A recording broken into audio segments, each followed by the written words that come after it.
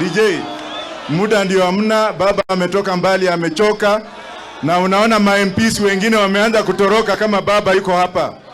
Wale ambao ni MPs ambao wameondoka kuharibu mkutano wa baba, wakijua kwamba baba yuko hapa na anaondoka wote, muandike hiyo majina.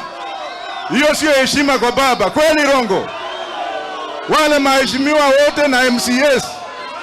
Sasa ya pili niko na vitu vitatu. Number 1, while you are away baba, while you are away, one of your members of parliament was attacked yesterday.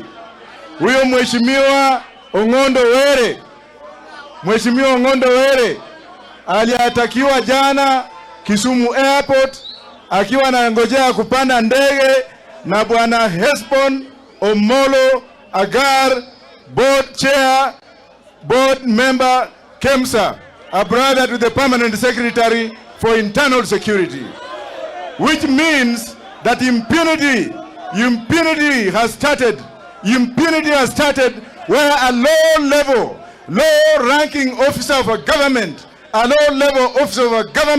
can now misuse the powers of his brother to intimidate an elected member of parliament.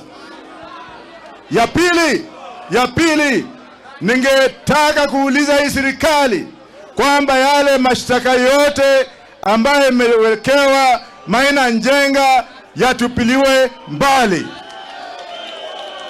Ya tatu, mimi mnajua nimesoma. Gachagua na mimi nani amesoma?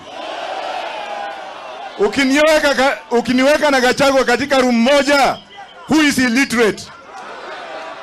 This semi-illiterate man has the audacity of telling Kenyans that Raila Amolo Odinga and his team are embarrassing him by working with me.